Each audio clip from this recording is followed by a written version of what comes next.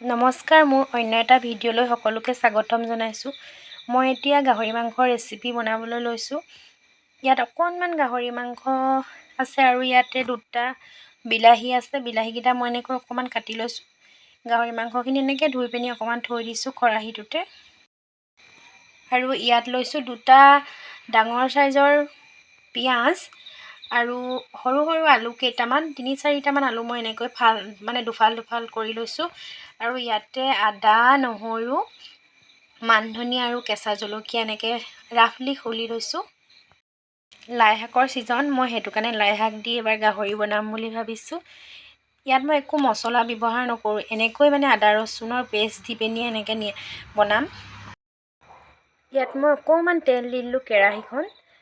গেছটো একেবাৰে লো ফ্লেমত থৈছোঁ আৰু এতিয়া তেলখিনি গৰম হৈ আহিলত মই এতিয়া পিঁয়াজ দিছোঁ। তেল অকণমান দিছোঁ, যিহেতু গাহৰি মাংসৰ পৰা তেল ওলায়, সেইবাবে মই তেল অকণমানেই ব্যৱহাৰ কৰিম। পিঁয়াজখিনি অকণমান ৰঙা পৰালৈ ৰখি দিছোঁ। তাৰপৰা ইয়াত মই বিলাহী দি দিম।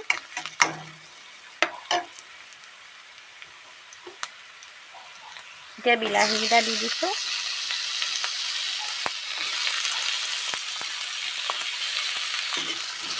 বিলাহীকেইটা গলি যোৱালৈকে মই ভাজি থাকিম। বিলাহীখিনি অলপ গলিছে, এতিয়া মই মাংসখিনি দি দিম আৰু।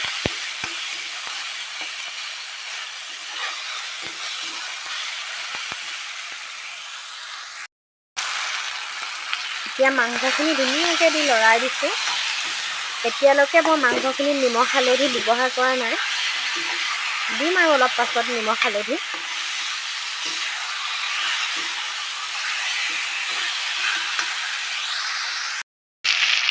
মাংসখিনিৰ পৰা ধুনীয়াকৈ তেল ওলাই আহিছে। এতিয়া মই আলুখিনি দি দিম।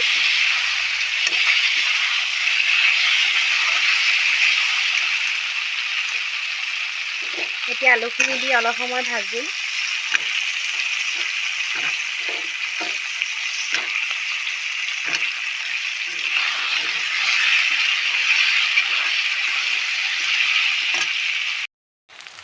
আলু আৰু মাংসখিনি ধুনীয়াকৈ ফ্ৰাই হৈছে। এতিয়া মই নিমখ আৰু হালধি ইয়াতে দি দিম নিজৰ আন্দাজ মতে।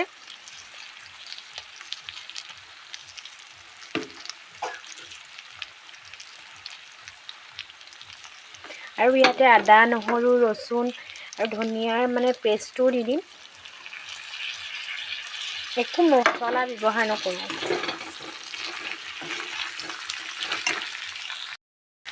ধুনীয়াকৈ মাংসখিনি কালাৰটো উঠি আহিছে। এতিয়া মই ইয়াতে লাই পাত দি দিম আৰু মই লাই শাকখিনি মিক্স কৰি ভাজি থাকিম। লাই শাকখিনি ধুনীয়াকৈ গলি আহিলে ইয়াতে মই অলপ পানী দি দিম। অকণমান মই গ্ৰেভি কৰিম মাংসখিনি, সেইটো কাৰণে মই অলপমান পানী দি দিছোঁ।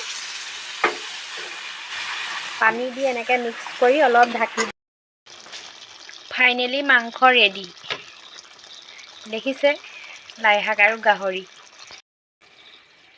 দেখিছে মাংস ৰেডি। এয়া মই বাতিত বাঢ়ি দিছোঁ খাবৰ কাৰণে ভাতৰ লগত। কালাৰ কেনেকুৱা আহিছে জনাব।